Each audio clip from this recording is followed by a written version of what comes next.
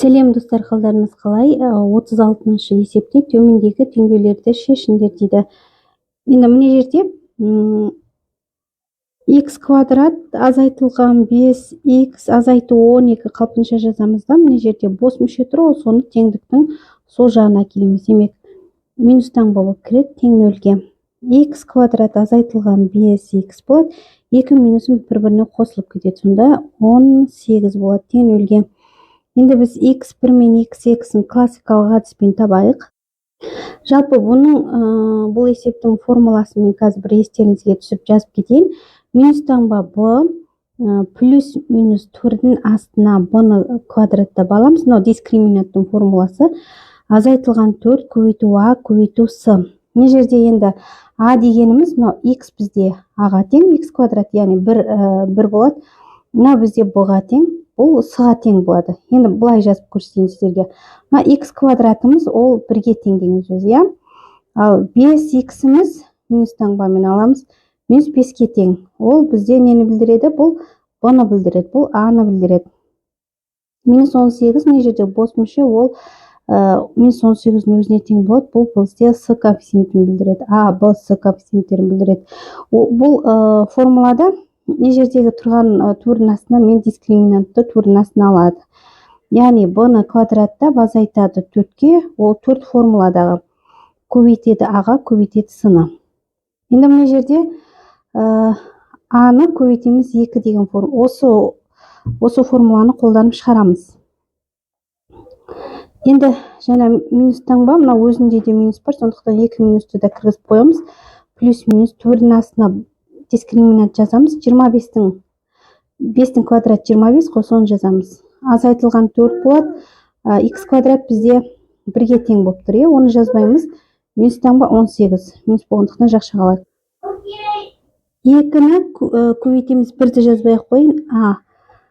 Енді мына жерде 2 минус плюске айналып кетеді, 5 болады. Плюс минус таңба 4-дің астында есептейік. 25-ке қосылады. Мына жерде 18 4-ке көбейтеміз. 72 бөлінген 2. Демек, мына жерде 2-ін қоссақ 5 плюс минус 25-ке 72-ні қоссақ 97 болады. 97-тен 4 шықпайды, осы қалпынша қалдырамыз. Сонда жауабы есебімізде осы болып табылады. x1 мен x2. Яғни x1-іміз мысалға 5 қосылған 4 асты 97 бөлінген 2-ге тең болса, x2-мізде де 5 азайтылған 4 асты 97 бөлінген 2-ге тең деген сөз. Бұл бірінші есебіміз. Қалғандарында осылай шығарамыз, достар. Келесі екінші есепті шығарайық. X квадрат азайтылған 5x азайту 4 тең 10 дейді. X квадрат азайтылған 5x азайтылған 4 азайту 10 тең нөлге. Сонда x квадрат азайту 5x болады. 2 минусым қосылады бір-біріне. Тең нөлге. x1 мен x2-ін табамыз. Жаңа сияқты формуламен табамыз. 5-дің квадрат 25 азайтылған 4 көбейту минус 14. Бөлеміз 2-ге. Сонда 5 болып кетеді, 2 минус жойылып кетеді ғой. Мына жерде 14-ті 4-ке көбейтсек 56. 56-ға 25 тоғызсақ 81. 81-ден 4 9 шығады. Бірден жауабын жазайын. 9 шығады екен. Енді осыдан біз x1-ді тауып алсақ, 5-ке қосамыз, 9-ды бөлеміз 2-ге, 14-ті 2-ге бөлсек 7 шығады. x2-мізде де 5-тен азайтамыз, 9-ды бөлеміз 2-ге. Яғни минус 4-ті 2-ге бөлсек, минус 2 шығады. Осындай минус 2 және 7 деген жауап шығады екен. Жауабы. Бұл бізде, достар, екінші есебіміз, иә? Келесі үшінші есепті қарайық. X квадрат қосылған 8x азайтылған 16 дейді. Мынау теңдіктің келесі жағында екен. Азайту 2x. X квадрат қосу 8x қосу таңба болады. Қосу таңба болып өзгеріп кетеді тең нөлге. Ұқсас мүшелерді біріктірейік. мына 2 ұқсас мүше екен. Яғни қосамыз, сонда 10x болады, қосу 16 тең нөлге. Енді x1 мен x2-ні табайық. Минус таңба 10 плюс минус түбірдің астына 10-ның квадраты 100 ғой. Азайтамыз 4-ті, көбейтеміз 16-ға. Бөлеміз 2-ге. Сонда мына жерде минус таңба 10 болады, плюс минус. Енді 16-ны 4-ке көбейтіп 100-ден азайтсақ 64 болады. 100-ді 64-ден азайтсақ 36-36-тан төрі 6 болады екен. Сонда x1-іміз тапсақ минус 10 плюс 6 бөлінген 2. Яғни азайтылады ғой, мына жер минус плюс жағдайда. Сонда минус 4-ті 2-ге бөлсек минус 2 болады. Ал x2-мізде 2 минус бір-біріне керісінше қосылады, бірақ минус таңба болады. 16-ны 2-ге бөлсек минус 8 болады. Енді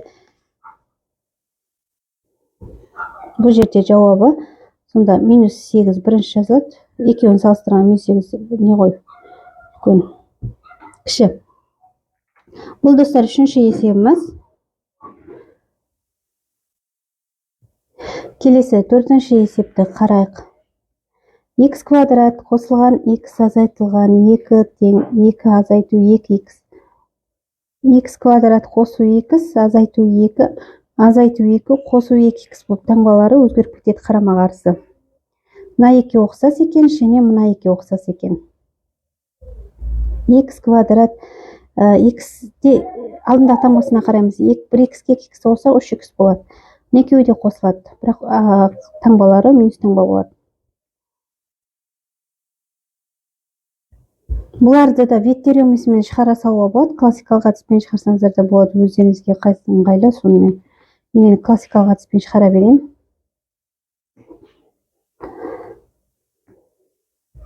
Мына жерде қосылады.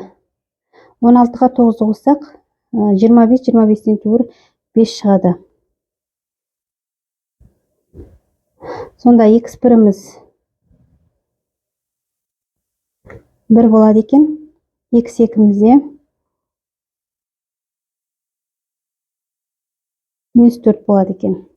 Яғни минус 4 және 1 деген жауап шықты. Бұл төртінші есеп, достар. Келесі бесінші есебімізде минус таңба x квадрат қосылған 3x азайтылған 12 тең минус 4x екен. Минус x квадрат қосу 3x азайту 12 қосу 4x тең 0-ге. Енді ұқсас мүшелерді біріктіріп алайық бірінші. Неке ұқсас екен 7x азайту 12 тең 0-ге. Енді минус 1-ге көбейтіп жіберейік, себебі квадрат теңдеуіміздің алдына минус болған үшін. Сонда барлығы қарама қарсы таңбаға өзгеріп кетеді. x1 мен x2-ні табамыз.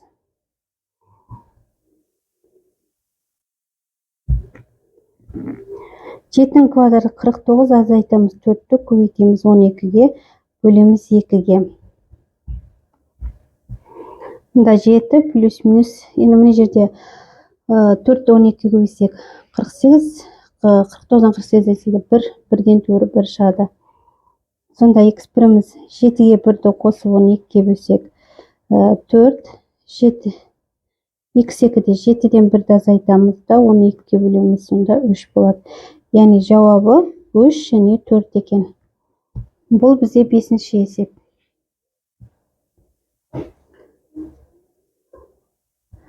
Алтыншы есебімізде 9x азайтылған x квадрат тең 6 қосу 2x. 9x азайтылған x квадрат азайту 6 азайту 2x тең 0-ге. Ұқсас мүшелерді бірінші біріктіріп алайық. Минус x квадрат. Мына жерде x квадрат, ол бірінші жазамыз әр уақыт алдындағы таңбасымен бірге. 9x-тен азайтамыз 2x-ті, бұлар плюс таңбамен жазылады. Азайтылған 6 тең 0-ге. Енді теңдіктің екі жағына минус 1-ге көбейтсек, x квадрат азайту 7x қосылған 6 тең 0-ге. x1 мен x2-ні табамыз.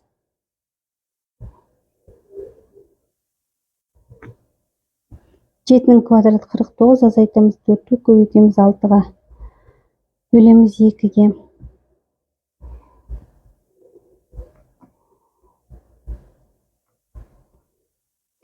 Мына жерде 24, 49-дан 24 азайт 25, 25-тен туғры 5 шығады.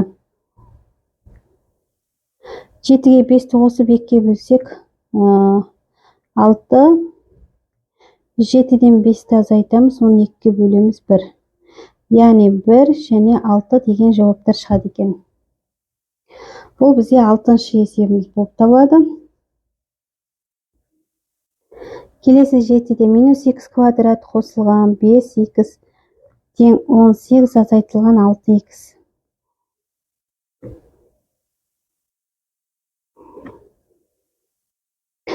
Енді ұқсас мүшелерді біріктіріп алайық. 5x-ке 6x қоссақ 11x азайту 18 тең 0-ге. Теңдіктің екі жағында минус 1-ге көйітіп жіберсек, таңбалары өзгереді.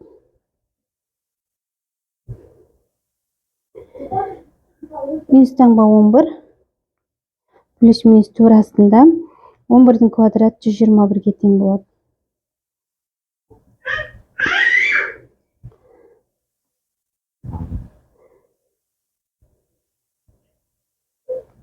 Мына жерде 11-іміз бар, плюс минус 121. 72, 121-ден 72-ні азайтсақ 49, 49-дан 4-ден 7 шығады. 11-ге қосамыз 7-ні, бөлеміз 2-ге. 9 болады. Және де 11-ге азайтамыз 7-ні, бөлеміз 2-ге. Яғни 2 болады. 4 2-ге бөлсек 2. Сонда 2 және 9 деген жауап шықты. Бұл бізде 7-ші есеп болып табылады. Келесі 8-ші есепті қарайық достар. X азайтылған 2x-тің квадраты қосу 7 тең минус 5x екен. X азайтылған 2x-те квадрат қосу 7, қосу 1, қосу 5x тең 0-ге. Минус x квадрат. Мына жерде 1x-ке 5x қоссақ 6x болады. Қосылған 8 болады екен. 7-ге 1-ді қоссақ, теңдіктің екі жағында минус 1-ге көбейтіп жіберсек, 2x квадрат азайту 6, мына жерде 6x азайту 8 тең 0-ге. Мына жерде теңдіктің екі жағында 2-ге бөліп жіберсек болады екен, барлығы бөлінетіндіктен.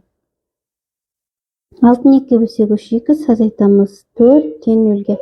Мына жерде вет теоремасымен шығара салуға да болады. Жарайды, классикалық әдіспен енді шығарып жатырмыз. Сонымен барлығын аяқтап классикалық әдіспен шығара берейік. 3-тің квадраты 9 азайту 4 көбейтілген минус 4.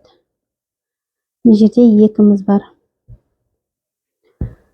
3 болады, плюс минус. Мына жерде 16-ға 9 қоссақ 25, 25-тен 4 5 шығады. Сонда x1-іміз 3-ке 5-ті қосып, оны 2-ге бөлсек 4 болады. x2-мізде 3-тен азайтамыз 5-ті, бөлеміз 2-ге, минус 1 болады. Сонда жауабы минус 1 және 4 деген 2 жауап шығады екен. Достар, енді соңғы 9-шы есеп қалды. 9-шы есебіміз шығарайық. 2x азайтылған 3x-те квадрат қосу 8 тең минус 1 азайту 6x. 2x азайтылған 3x-те квадрат қосу 8, қосу 1, қосу 6x тең 0-ге. Мына жерде минус 3x квадрат болады. 2x-ке 6x-ті қоссақ 8x. Мына жерде 8x. Қосамыз. Мына жерде 8-ге бөлді. Енді бұл жерде теңдіктің екі жағында минус 1-ге көбейтіп жіберсек, 3x квадрат азайтылған 8x азайту 9 тең 0-ге.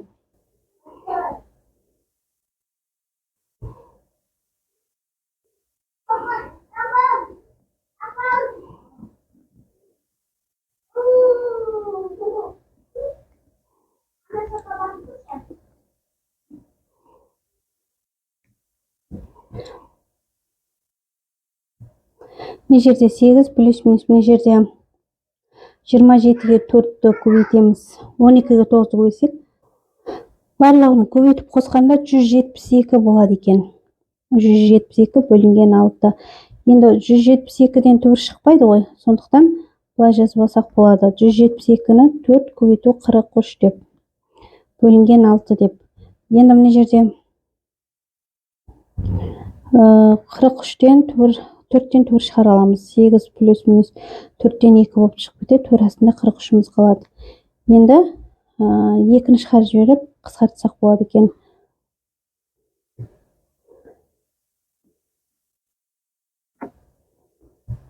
Қысқартамыз, сонда бөлшектің бөлімінде 6-ны 2-ге қысқартсақ 3 қалады. Мұнда 4 плюс минус турасында 43. Яғни жауабы мынандай екен. 4 плюс минус турасында 43 бөлінген 3. Осымен достар, 9-шы есеп аяқтадық. Яғни 36-шы есепті толығымен шығардық. Сау болыңыздар.